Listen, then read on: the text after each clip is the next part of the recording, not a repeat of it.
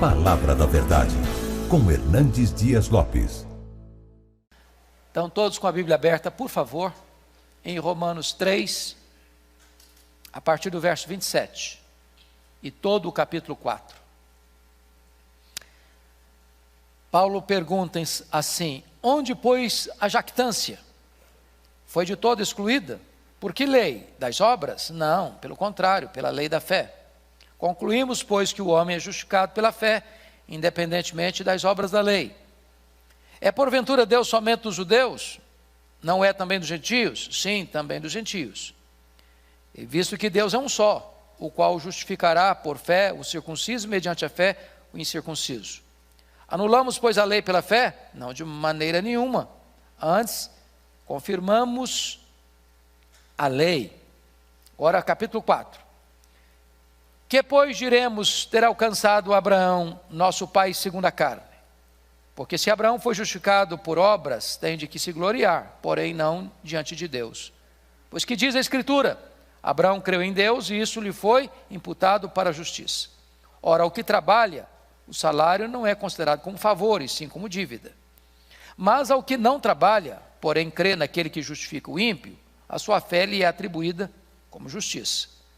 E é assim também que Davi declara ser bem-aventurado o homem a quem Deus atribui justiça, independentemente de obras. Bem-aventurados aqueles cujas iniquidades são perdoadas e cujos pecados são cobertos. Bem-aventurado o homem a quem o Senhor jamais imputará pecado. Vem, pois, esta bem-aventurança exclusivamente sobre os circuncisos ou também sobre os incircuncisos? Visto que, dizemos, a fé foi imputada a Abraão para a justiça. Como, pois, lhe foi atribuída? Estando ele já circuncidado ou ainda incircunciso? Não no regime da circuncisão, e sim quando incircunciso. E recebeu o sinal da circuncisão como selo da justiça da fé que teve quando ainda incircunciso, para vir a ser o pai de todos os que creem, embora não circuncidados, a fim de que lhes fosse imputada a justiça. E pai da circuncisão, isto é, daqueles que não são apenas circuncisos, mas também andam nas pisadas da fé que teve Abraão, nosso pai, antes de ser circuncidado. Não foi por intermédio da lei que a Abraão ou a sua descendência coube a promessa de ser herdeiro do mundo, e sim mediante a justiça da fé. Pois se os da fé é que são os herdeiros, anula-se a fé e cancela-se. Pois se os da lei é que são os herdeiros, anula-se a fé e cancela-se a promessa. Porque a lei suscita ira, mas onde não há lei, também não há transgressão.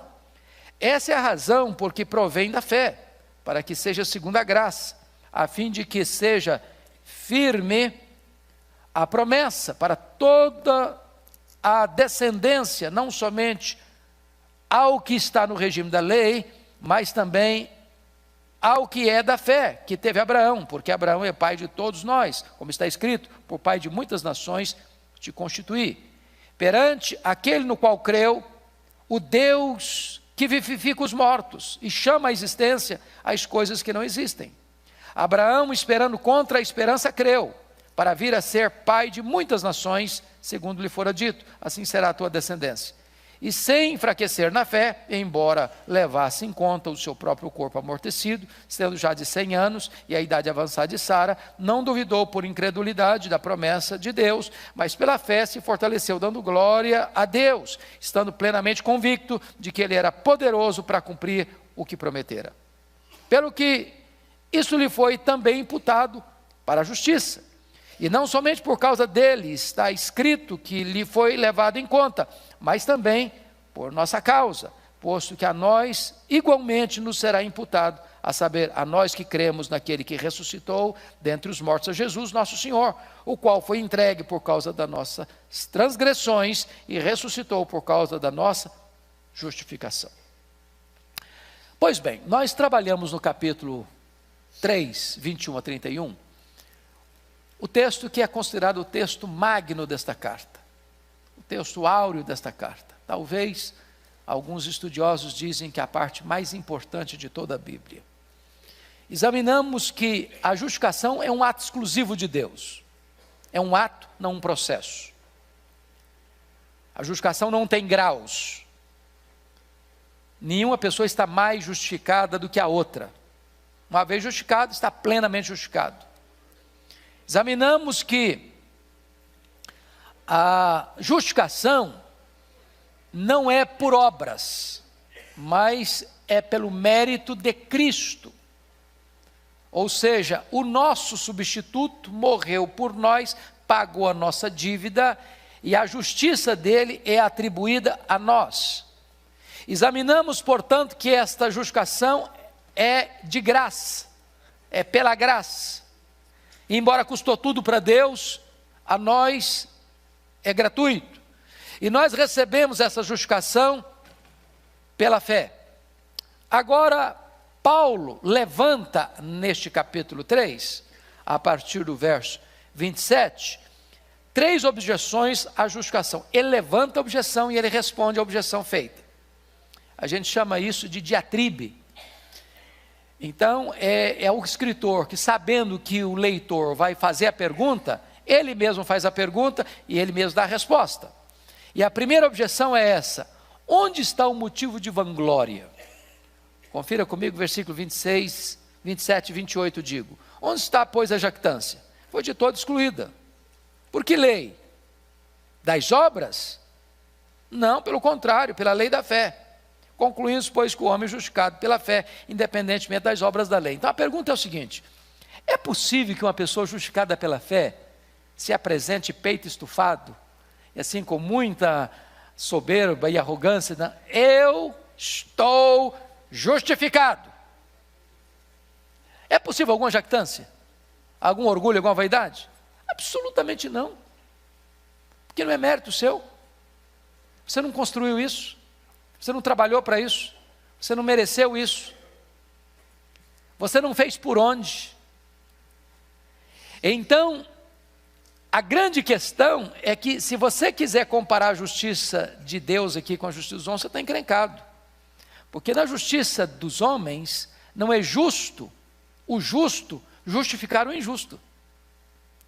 Na lei dos homens, é justo o justo justificar o justo. Mas Deus não justifica o justo. Deus justifica o injusto. Porque o injusto, não tendo justiça própria, recebe a imputação do justo a ele. Eu sou injusto, mas o justo, meu substituto, meu fiador, morreu por mim, e a justiça dele é atribuída a mim.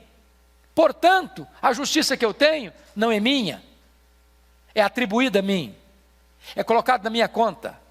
Por isso, não há espaço nenhum para qualquer soberba, para qualquer jactância, para qualquer vaidade. Então, respondida a primeira objeção.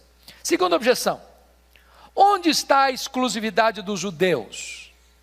Versículos 29 e 30. É porventura Deus somente dos judeus? Não é também dos gentios? Sim, também dos gentios, visto que Deus é um só, o qual justificará por fé o circunciso judeu e mediante a fé o incircunciso gentio.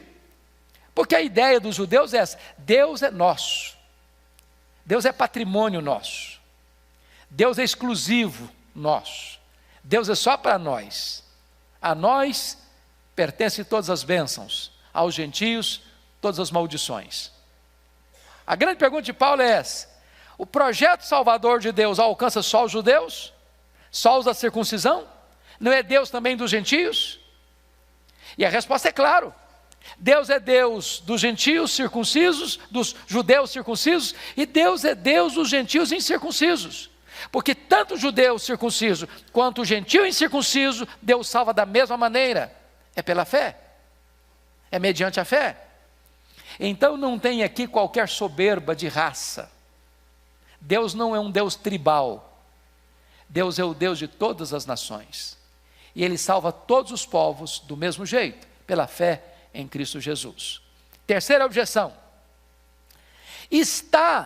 onde está a contradição entre a lei e a fé? Porque esta era a ideia dos judeus. Não pode, a fé está em contradição com a lei. Olha o verso 31, o que é que ele diz? 3:31. Anulamos, pois, a lei pela fé? Não, de maneira nenhuma, antes confirmamos a lei. O que Paulo está querendo dizer com isso? Era papel da lei salvar? Pergunto a vocês. Claro que não. Por que não? Porque pela lei vem o pleno conhecimento do pecado, e o pecado provoca a ira de Deus.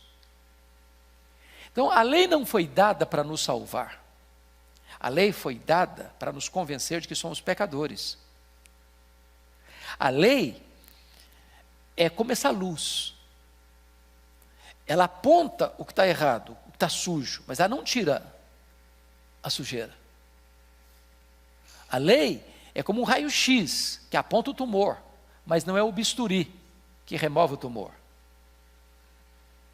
A lei é como um prumo de um construtor, identifica que a parede está torta, mas o prumo não corrige a parede torta. A lei veio apenas para diagnosticar quão pecadores nós somos, mas a lei não tem o poder de nos salvar.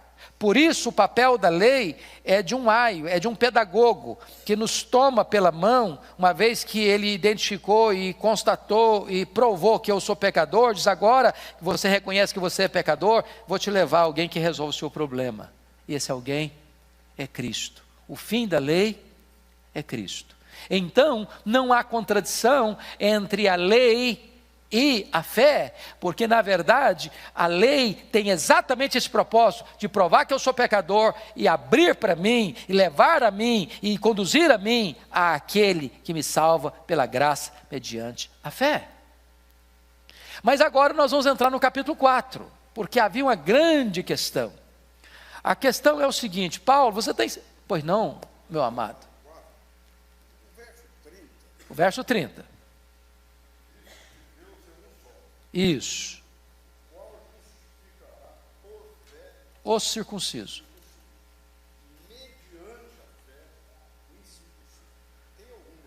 Nenhuma diferença. Só de linguagem. Só de linguagem. O que Paulo está dizendo é que o circunciso, que é judeu, e o incircunciso, que é gentio, são salvos da mesma maneira. Não tem um critério para um e outro critério para outro.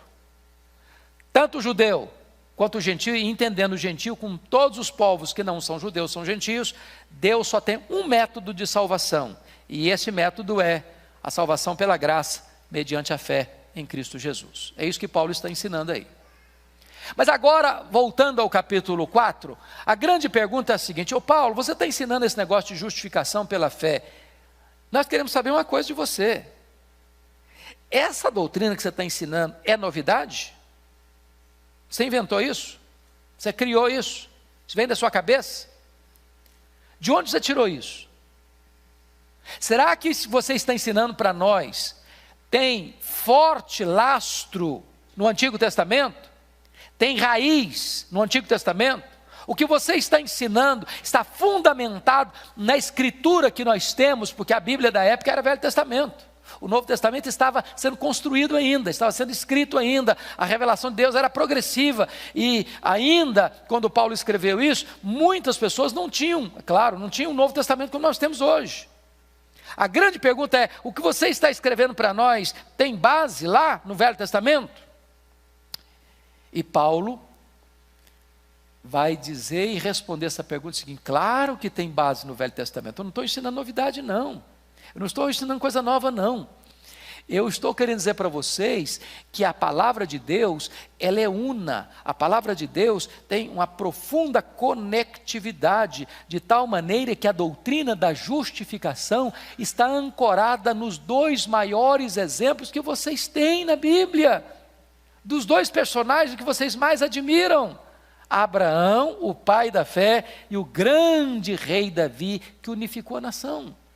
Esses dois personagens históricos retratam e revelam para nós que a doutrina da justificação é profundamente arraigada nas Escrituras.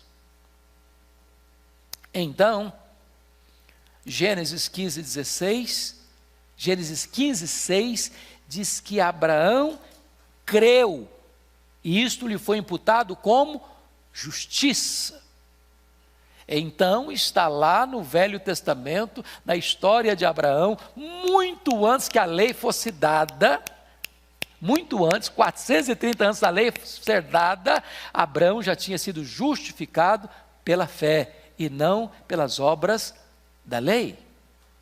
Então vamos olhar agora alguns pontos do capítulo 4. Primeiro ponto que eu quero chamar a sua atenção: Abraão foi justificado pela fé e não pelas obras. É o que ele desenvolve aí no capítulo 4 até o versículo 8. A justificação pelas obras coloca a glória da salvação no homem e não em Deus. Confira comigo os versos 1 e 2. Que pois diremos ter alcançado Abraão, nosso pai, segundo a carne? Porque se Abraão foi justificado por obras, tem de que se gloriar.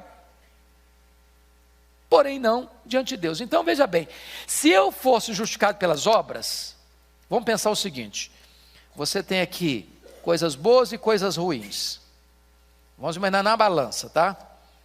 Aí eu fiz mais coisas boas do que coisas ruins. Aí alguém diz: bom, então esse camarada aí merece a salvação, porque fez mais coisa boa que ruim. Ainda que esse fosse o argumento, seria falso. Por quê? Porque na linguagem bíblica, nesse prato das coisas ruins, bastaria você fazer uma coisa errada, uma coisa ruim, e já desequilibrou tudo. Porque se você quer ser salvo pela lei, o padrão que a lei exige de você é o quê? Perfeição. Perfeição o quê? Absoluta. Se você guardar, diz Tiago, toda lei, toda lei, toda lei, e tropeçar num único ponto, você é culpado da lei inteira. Por quê? Porque o padrão é perfeição. Você morre afogado com 10 centímetros acima do seu nariz, como você morre afogado a 10 mil metros, nas profundezas mais abissais do mar. Não importa. Você quebrou o padrão da perfeição. Por isso, maldito é aquele que não perseverar em toda a obra da lei para cumprir. Ora, se Abraão pudesse ser justificado pelas obras, ele teria que ser o quê? Perfeito. E se ele fosse perfeito, ele teria recebido então a salvação como prêmio, mérito, honra o mérito. Ele conquistou, ele cavou, ele mereceu. Agora, fica claro o versículo 2, porque se Abraão foi justificado por obras, tem de que se gloriar. Aí o homem receberia a salvação como um troféu. Aí você bateria no peito: eu estou salvo, eu construí minha salvação, eu mereci minha salvação. Mas salvação não é uma questão de mérito. Segundo, a justificação pelas obras entra em total contradição com o ensino das Escrituras. Olha o versículo 3. Pois que diz a Escritura? Abraão creu em Deus e isso lhe foi imputado para a justiça. Veja você que ele cita a Escritura, e a Escritura é una. A Escritura é o conjunto da revelação de Deus, inspirado pelo Espírito Santo, portanto, não há contradição. Porque se a Escritura contradiz a Escritura, Deus é incoerente, porque a mente que produziu a Escritura é a mente de Deus. Então ele está dizendo que a justificação pelas obras está na contramão da revelação de Deus na Escritura. Não pode ser. Terceiro, a justificação pelas obras coloca a base da salvação no merecimento humano e não na graça de Deus. Olha os versículos 3 a 5 comigo. Você pode ler em voz alta comigo? Vamos juntos? Pois, que diz a Escritura? Abraão creu em Deus e isso lhe foi imputado para a justiça. Ora, ao que trabalha, o salário não é considerado como favor, e sim como dívida. Mas ao que não trabalha, porém crê naquele que justifica o ímpio, a sua fé lhe é atribuída como justiça. Então preste atenção nisso. Se a salvação fosse pelas obras da lei, o que estaria acontecendo?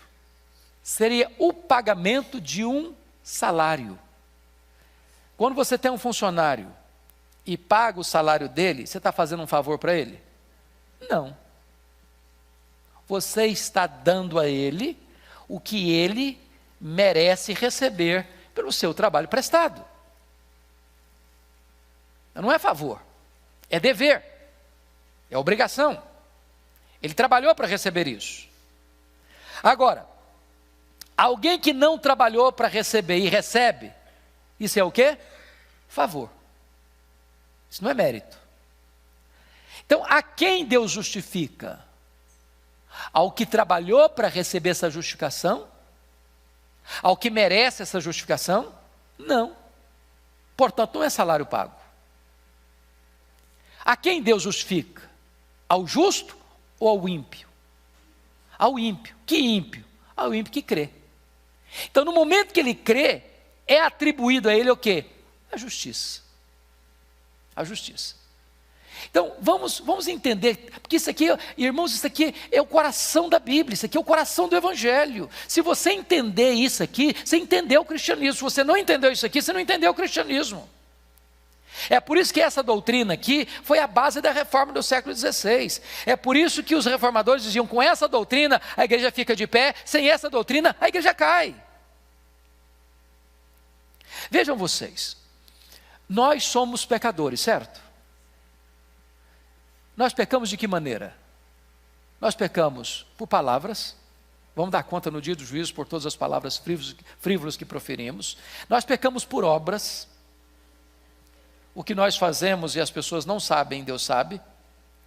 Nós pecamos por omissão. Nós pecamos por pensamentos. Bom, algum tribunal da terra, por mais nobre que seja, pode julgar foro íntimo. Você pode chegar diante de um juiz, você está sentindo isso, eu vou te condenar por isso, você está sentindo isso, eu tenho certeza que você está sentindo, eu vou te condenar. Algum tribunal tem essa competência? Não tem. Mas o tribunal de Deus tem. Deus julga o segredo do coração dos homens.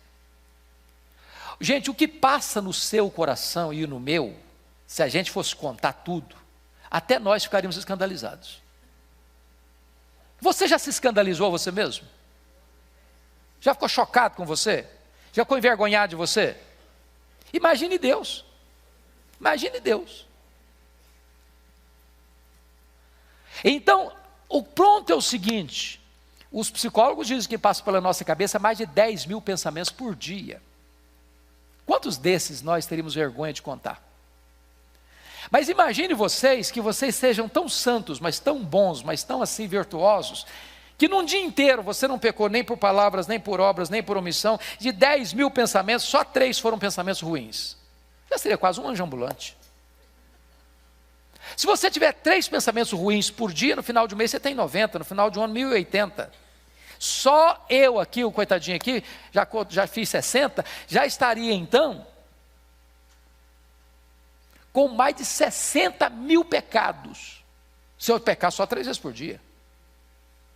Como é que eu chegaria num tribunal que não dá para comprar o juiz, não dá para subornar a testemunha, com 60 mil delitos e pecados? Como é que ficaria a minha situação? Não tem jeito não, está condenado. Mas eu não precisaria de 60 mil não, se eu tiver um só, eu serei condenado. Porque no céu não entra nada contaminado. A alma que pecar, essa morrerá. Então preste atenção que dentro dessa lógica bíblica, é impossível que você seja justificado por mérito, por obras da lei. Impossível. O que Deus fez?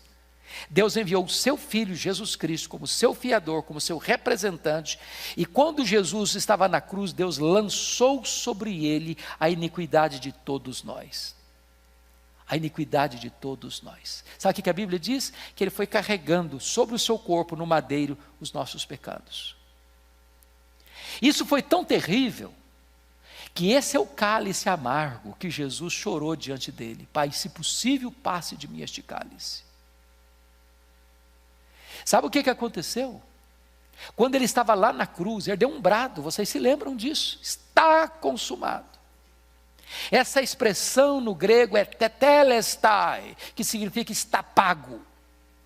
Ele pegou escrito de dívida que era contra você, anulou essa dívida, pagou essa dívida, cravou na cruz e disse: está pago, está consumado, você não deve mais nada. Você está quites com a lei de Deus, você está quites com a justiça de Deus. E quando Deus vai lá na sua ficha no tribunal do céu, está escrito assim: você não está só perdoado não, Você está justificado. Além da sua dívida ter sido cancelada e paga, você tem aqui na sua ficha toda a justiça de Cristo creditada na sua conta. Isso é justificação. Então, Paulo está argumentando para nós que não é possível, pelo mérito, você receber justificação, por isso é graça. Mas em quarto lugar, a justificação pelas obras traz condenação ao pecador e não bem-aventurança. Olha comigo o versículo 6 a 8. Paulo agora muda de figura de Abraão para a figura de Davi. Só um pouquinho, para mostrar isso.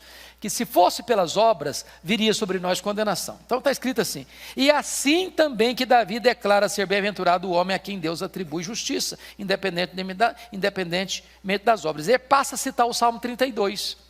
Bem-aventurado aquele cujas iniquidades são perdoadas e cujos pecados são cobertos. Bem-aventurado o homem a quem o Senhor jamais imputará pecado. Em que contexto Davi escreveu o Salmo 32? Pergunto a vocês. No contexto do adultério dele com Batseba.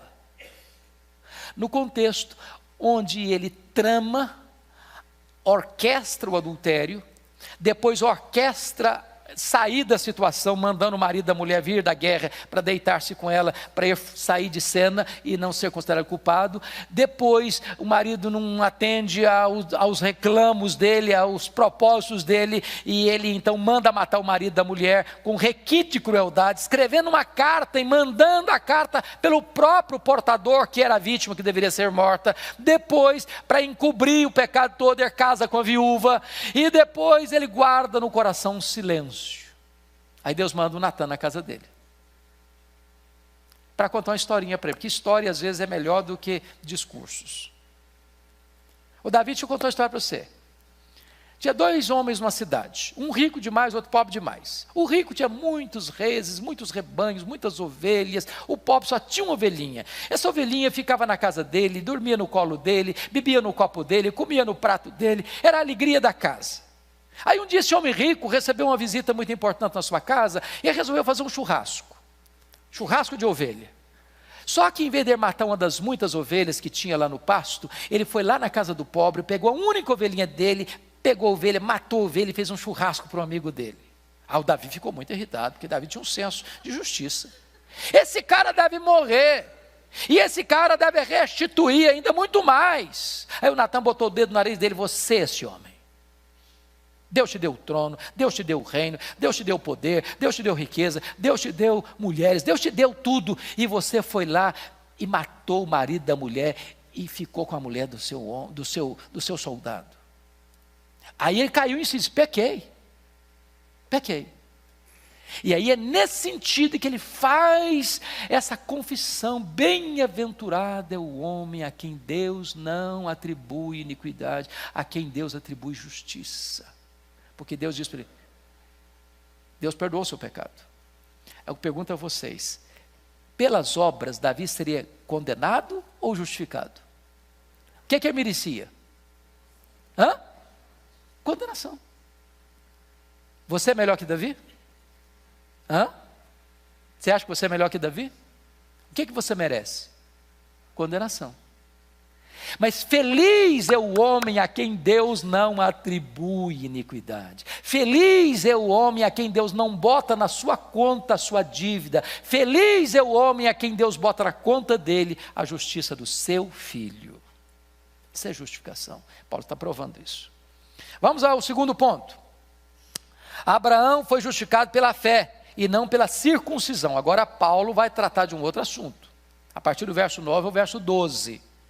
Notem vocês que o judeu tinha um negócio assim muito assim zeloso com o negócio da circuncisão. Para eles, o camarada está circuncidado, está salvo. Não está circuncidado, está perdido, né? Então, vinha uma objeção dos judeus: mas claro, Abraão foi justificado porque foi circuncidado, Paulo. É claro, aí ele foi circuncidado, ele é especial. Ele é o escolhido de Deus, foi circuncidado, então está tudo bem. Aí Paulo vai refutar essa tese dos judeus. De que maneira? Vamos lá. Primeiro, a circuncisão não é a causa, mas a consequência da justificação. Olha o versículo 9 comigo. Vem, pois, esta bem-aventurança exclusivamente sobre os circuncisos ou também sobre os incircuncisos? Visto que dizemos: a fé foi imputada a Abraão para a justiça. Então a pergunta é: a justificação vem só para as pessoas que são circuncidadas ou para as pessoas que não foram circuncidadas? Resposta: para quem que vem a justificação? Para todos. Qual a prova que Paulo dá? Abraão foi justificado depois que foi circuncidado ou antes que foi circuncidado? Pergunto a vocês. Antes ou depois? Antes. Antes. Capítulo 15, versículo 6. Abraão creu, isso foi imputado a ele como justiça. Ele só vai ser considerado mais tarde, lá no capítulo 17. Então não dá para você conectar circuncisão com justificação, porque a justificação de Abraão precedeu a sua circuncisão, e esse negócio de circuncisão começou historicamente com Abraão. Então o argumento é um argumento anacrônico, de dizer que circuncisão está ligado à justificação. Segundo ponto, a circuncisão não limita a justificação, mas a impede. Versículo 10. Como, pois, lhe foi atribuída? Estando já circuncidado ou ainda incircunciso? Não no regime da circuncisão, e sim quando incircunciso. Ou seja, logo, se Abraão foi justificado antes de ser circuncidado, não tem nada a ver de você limitar a circuncisão. Não, só pode ser justificado quem foi circuncidado. Esse argumento está furado, diz o apóstolo Paulo. Terceiro, a circuncisão não é a base, mas o selo da justificação. Vamos ver versículos 11 e 12. Aqui tem um ponto muito importante. Pode ler comigo, versos 11 e 12? Vamos juntos? E recebeu o sinal da circuncisão como selo da justificação pela fé, que teve quando ainda incircunciso, para vir a ser o pai de todos os que creem, embora não circuncidados, a fim de que lhes fosse imputada a justiça. E pai da circuncisão, isto é, daqueles que não são apenas circuncisos, mas também andam nas pisadas da fé que teve Abraão, nosso pai, antes de ser circuncidado. Muito bem. A pergunta é: Paulo, então tá bom. Então quer dizer que não é justificação, não é pela circuncisão. Ok. Agora então, que valor que tem a circuncisão, se você não é justificado por ela? Que valor? Para quê então? Vou repetir aqui, vou mudar para transicionar do velho para o novo. Paulo argumenta em Colossenses que o batismo é a circuncisão do Novo Testamento. Eu pergunto a vocês: você é salvo pelo batismo? Sim ou não? Não. Então por que você batiza?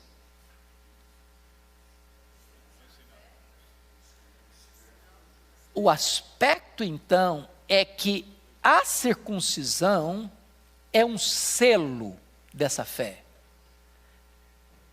Numa linguagem bem comum nossa, a gente diz que é um sinal visível de uma graça invisível. Então isso é um testemunho externo, isso é uma evidência externa de que a realidade interna da justificação já aconteceu. Isso é um testemunho para o mundo. Agora, qual o problema dos judeus aqui? É que eles estão substituindo a coisa significada pelo símbolo. Por exemplo, vamos ilustrar isso. Você ousaria desonrar a bandeira do Brasil? Naquela época, lembra daquela época que nós tínhamos moral e cívica da escola? Tem saudade desse tempo. Muita saudade desse tempo. Você respeitava os símbolos do país. Quando você vê a bandeira é um símbolo que representa o seu país, mas a bandeira não é o Brasil, ela é um símbolo do Brasil. Por exemplo, hoje um movimento LGBT pegou o arco-íris, que é um símbolo espiritual, cristão, da aliança de Deus, e deturpou esse selo. Mas tira esse negócio para lá, vamos pegar o que a Bíblia ensina. Quando você vê o arco-íris, o que você lembra? A aliança de Deus de não destruir mais a raça humana com água. Agora, o arco-íris é a aliança de Deus ou um símbolo da aliança de Deus? É um símbolo da aliança de Deus. Então preste bem atenção. Vamos pegar outro exemplo. Vamos pegar o exemplo do anel. Anel de noivado. Por que um rapaz e uma moça, quando estão namorando e tomam a decisão de se casar, usa um anel, usa uma aliança? Aquilo ali é o quê? Um símbolo. Símbolo de quê? De compromisso. Mas aquele anel é o compromisso? Não, ele é o quê? Um símbolo. Então preste atenção na frase que eu vou ler para você. O que funciona bem como um sinal é um miserável substituto para a coisa significada. Qual o problema dos judeus? O problema dos judeus é que eles estavam escudados no ato, no símbolo da circuncisão, e não naquilo que a circuncisão significava. A circuncisão era apenas um sinal, um selo, um símbolo da justificação pela fé. Assim como hoje o batismo é um símbolo da justificação pela fé. Mas se eu fui batizado, agora está tudo resolvido comigo, porque eu fui batizado. Não, o batismo é um símbolo. Só tem valor se o simbolizado aconteceu. Porque se o simbolizado, que é a verdadeira mudança interior, não aconteceu, você pode receber água do Atlântico inteiro, não vai resolver a sua vida. Está claro isso, irmãos? Está claro? Pois bem, então vamos para frente. Terceiro ponto, Abraão foi justificado pela fé, não pela lei. Agora é o argumento dos versos 13 a 17. Versos 13 a 17. E Paulo vai nos dar aqui 3 argumentos para provar que a justificação foi pela fé e não pela lei. Primeiro argumento é o argumento da história, versículo 13. Quem pode ler comigo? Não foi por intermédio da lei que a Abraão ou a sua descendência coube a promessa de ser o herdeiro do mundo, e sim mediante a justiça da fé. Por que não foi mediante a lei, e sim mediante a justiça da fé? Qual é o argumento histórico que Paulo está dando aí?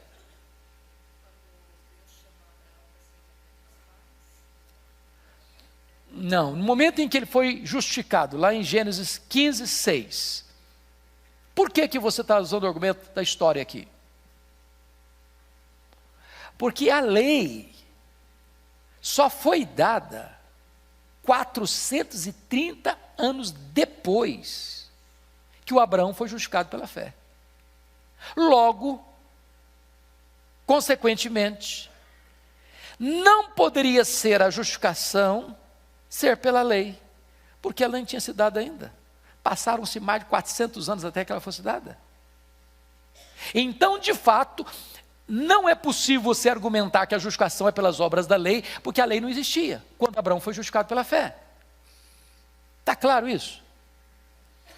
Segundo argumento, o argumento da linguagem. Olha comigo, versos 13 a 16.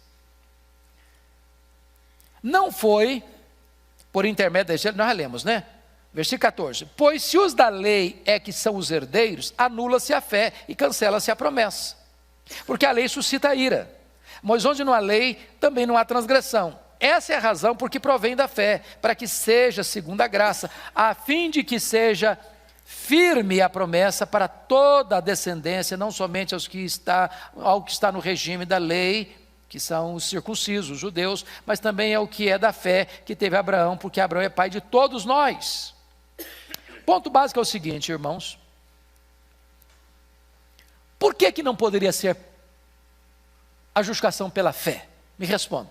A justificação pela lei. Por que não pode ser? Por que não pode ser pela lei? Primeiro, porque todos pecaram, é claro. Mas, pela lei, o que vem? O argumento dele aí, no versículo 15. Porque a lei faz o quê? Por que a lei suscita a ira, irmãos? A lei define o seguinte: quem peca, morre. E quando você reconhece que você é pecador, então o que você provoca mediante a lei? Ira. A ira de Deus se revela do céu contra toda a impiedade e perversão dos homens. Se Deus fosse tratar você e a mim mediante a lei, o que Deus sentiria por mim? Ira. ira. Porque o meu pecado provoca a ira de Deus. Deus é santo. Ele é puro. Ele não pode ver o mal. A santidade dele é ultrajada pelo meu pecado. A pureza dele é ultrajada pela minha impureza. Então, se Deus fosse me tratar mediante a lei, eu estaria debaixo da ira. É por isso que Paulo diz, filhos da ira. Agora então, Deus me trata mediante a questão da promessa. Porque a despeito de eu ser pecador, Deus justifica o ímpio que crê. Crê em quem? Crê no seu filho. Porque no momento em que você crê no seu filho, você está fazendo uma coisa. Vamos entender isso, irmãos. Quando você crê em Jesus, o que implica isso? Implica em você entender intelectualmente, e entender isso no seu coração, que outra alguém, justo e santo, assumiu o seu lugar, morreu em seu lugar, pagou a sua dívida. Preste atenção nisso, o perdão de Deus não é um perdão barato. Perdão de Deus não significa Deus, não, você errou, não tem problema não, esquece, isso não é tão grave assim não. É assim que é o perdão de Deus? Não é. O perdão de Deus, irmão, significa o seguinte, eu ilustrei isso na aula passada, vou tornar a ilustrar aqui hoje, porque tem muita gente nova.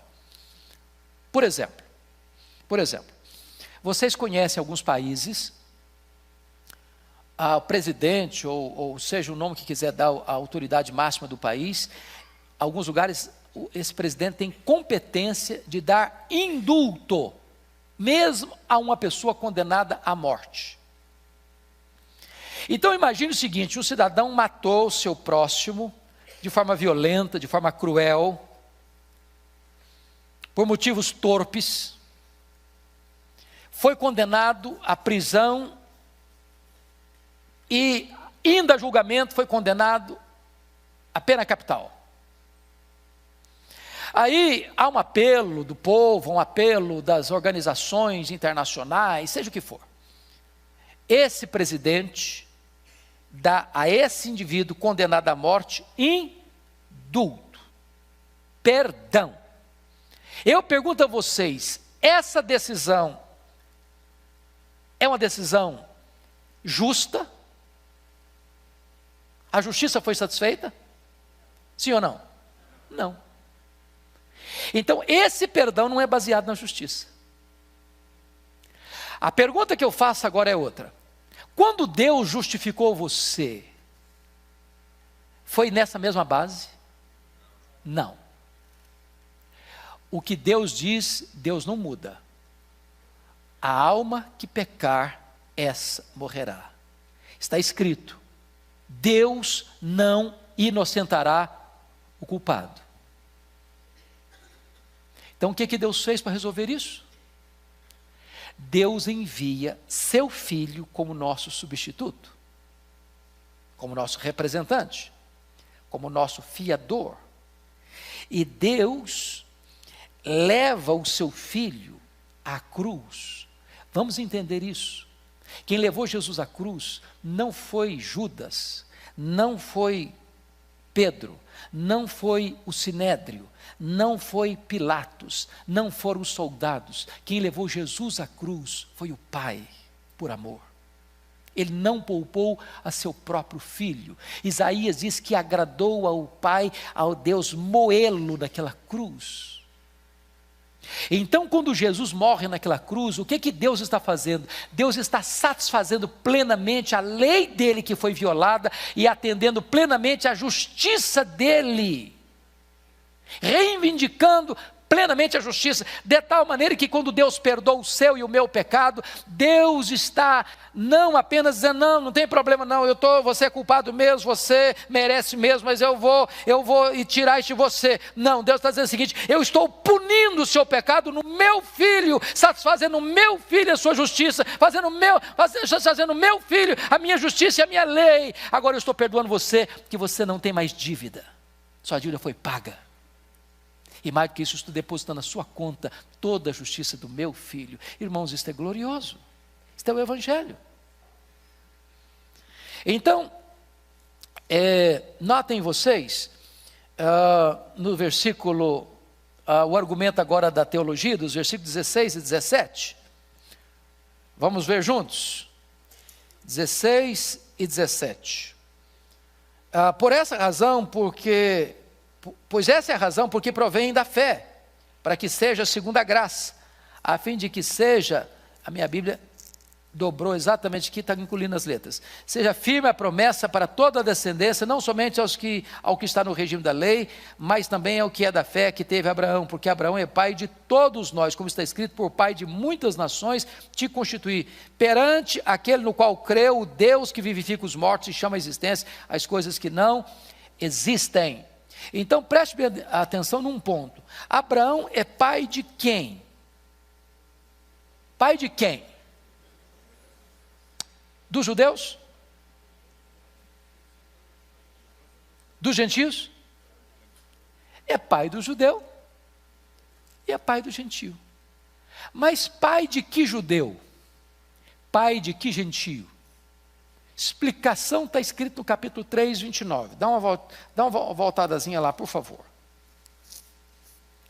3, 29. Pode ler comigo? Vamos juntos? Porém, judeu, vamos juntos comigo? 2, 29, quando eu falo 3, eu estou querendo falar 2. 2, 29, vamos lá. Porém, judeu é aquele que o é interiormente, e circuncisão, a que é do coração, no espírito, não segundo a letra, e cujo louvor não procede dos homens, mas de Deus. Então quem é judeu? Para ele, judeu aqui, está falando agora judeu no sentido de salvo.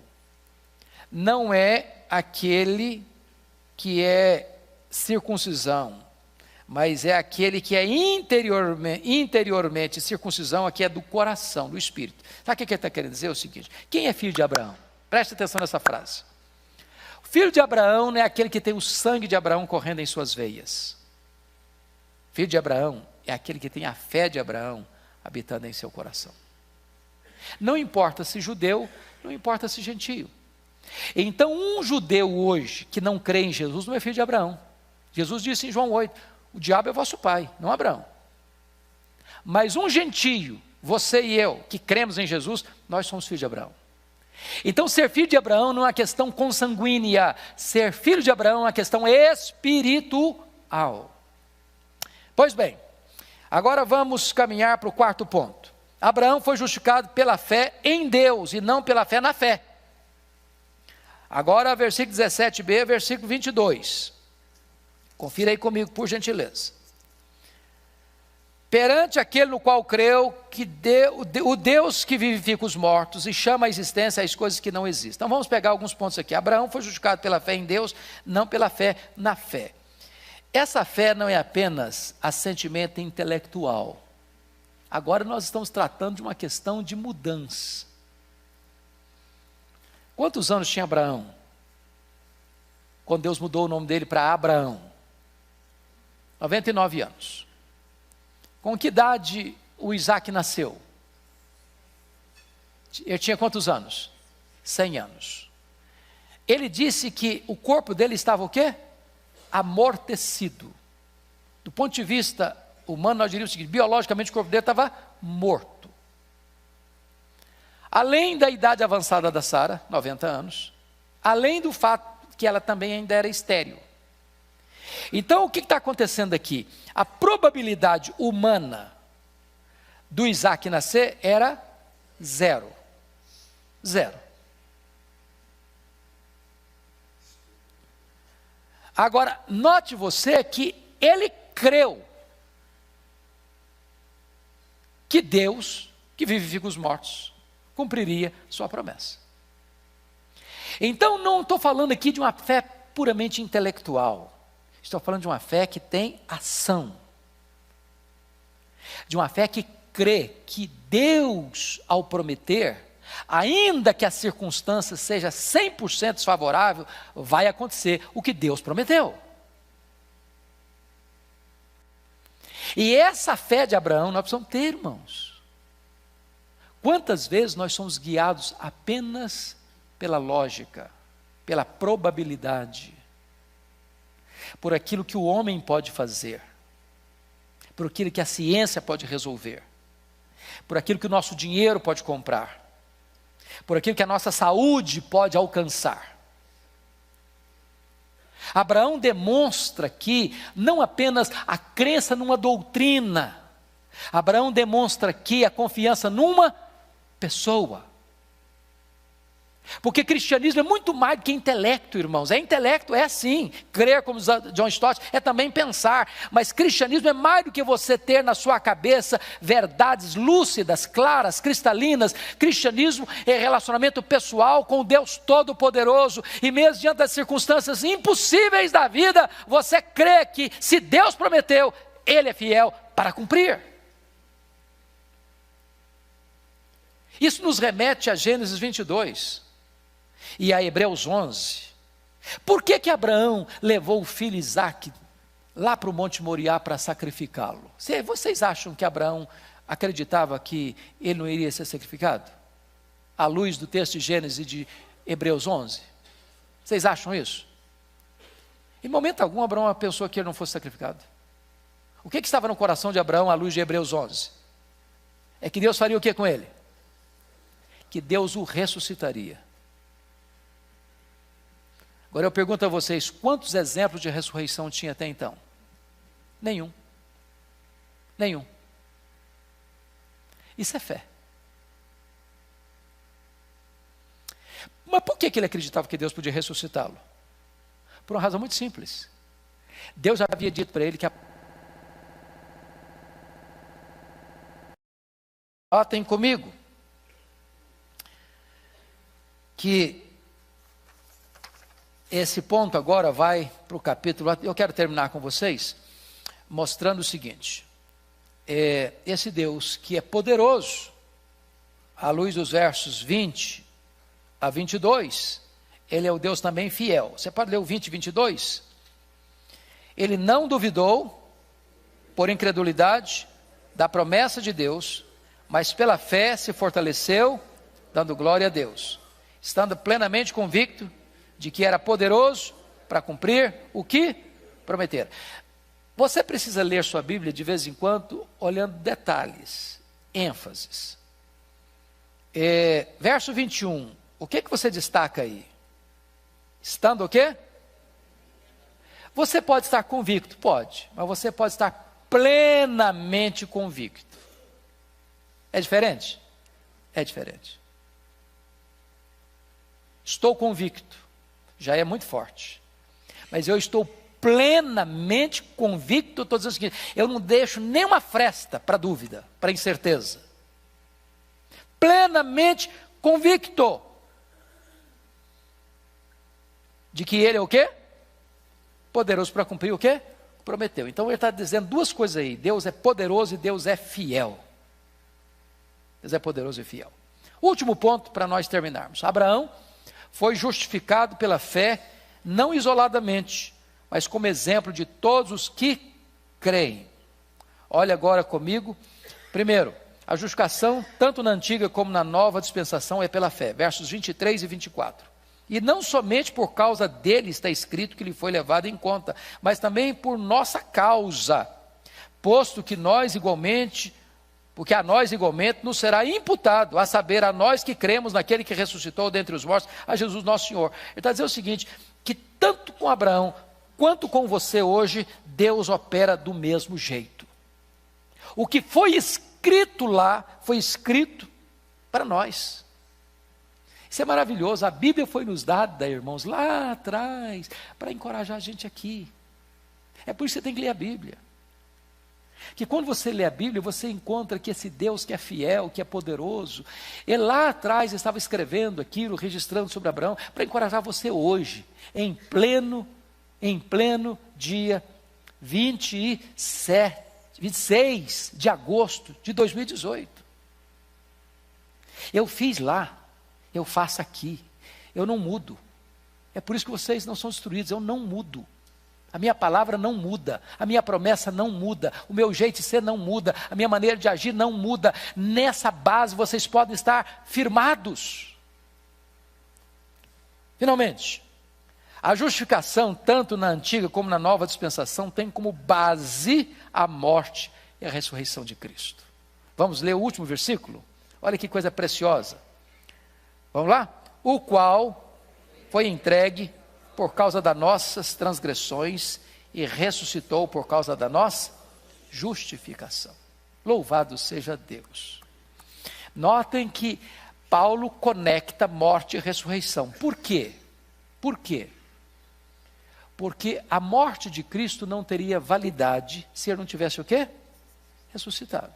Se Cristo não ressuscitou, é vã a nossa pregação, é vã a vossa fé, somos falsas testemunhas de Deus, permanecemos nos nossos pecados, não temos esperança, somos os mais miseráveis de todos os homens. Mas a pergunta é, por que Jesus morreu? Pelas nossas transgressões. Essa é a teologia bíblica, lá em 1 Coríntios 15:3. Ele morreu pelos nossos pecados, segundo as Escrituras. Foi sepultado e ressuscitou, segundo as Escrituras. O que significa isso? Significa que a morte dele não foi um acidente e a ressurreição dele não foi uma surpresa. Ele morreu pelas nossas transgressões. Ele pagou nossa dívida. Mas ao ressuscitar, ele então garante que aquela morte pelos nossos pecados valeu. Valeu. Então Deus agora pode declarar você justo diante do seu tribunal. Você não deve mais nada. Você está quites com a lei de Deus. Você está quites com a justiça de Deus. E eu só quero concluir com mais 2, 3 minutinhos para explicar um ponto importante aqui. Porque talvez alguém possa levantar a seguinte dúvida. Pastor, ok, estou justificado, estou quites com a lei de Deus, com a justiça de Deus, mas eu cultuo o pecador. E o que é que eu faço com os meus pecados agora? Deixa eu dizer uma coisa importante. Quando você foi justificado dos seus pecados do passado, dos seus pecados do presente, dos seus pecados do futuro. Significa então que você não tem o risco de perder salvação. Não se perde salvação. Salvação é uma garantia eterna. Porém, você que outrora estava debaixo da ira de Deus e era um réu diante de um juiz, agora você mudou de status. Agora você é membro da família, é um filho diante de um pai. Então agora seus pecados cometidos não levam você mais à condenação, mas levam você a uma quebra de relacionamento. Então qual é a atitude de um crente quando peca? Está escrito, se confessarmos os nossos pecados, Ele é fiel e justo para nos perdoar os pecados e nos purificar de toda injustiça. Por que fiel? Por que justo? Fiel porque Ele prometeu. Justo porque Ele já puniu o seu pecado na cruz do seu Filho e agora basta você reconhecer que você pecou. Homologuel é a palavra de onde vem homologar, se confessarmos. Agora você reconhece, agora você confessa e agora Deus olha para a cruz do seu Filho e diz, esse pecado eu já puni na cruz do meu Filho, não vou punir mais em você. Você que está arrependido, você está perdoado. Louvado seja Deus, porque todo momento, a todo instante, nós podemos recomeçar e recomeçar e recomeçar esta relação de intimidade com Deus. Fruto de quê? Da justificação pela fé. Porque todo aquele que invocar o nome do Senhor será salvo. Como, pois, invocarão aquele em quem não creem? E como crerão naqueles de que não ouviram? E como ouvirão, se não há quem pregue? E como pregarão, se não forem enviados? Como está escrito, quão formosos os pés dos que anunciam o evangelho de paz, dos que trazem alegres novas de boas coisas. Mas nem todos têm obedecido ao evangelho, pois Isaías diz, Senhor, quem creu na nossa pregação? De sorte que a fé é pelo ouvir, e ouvir pela palavra de Deus. Romanos capítulo 10, versículo 13 ao 17.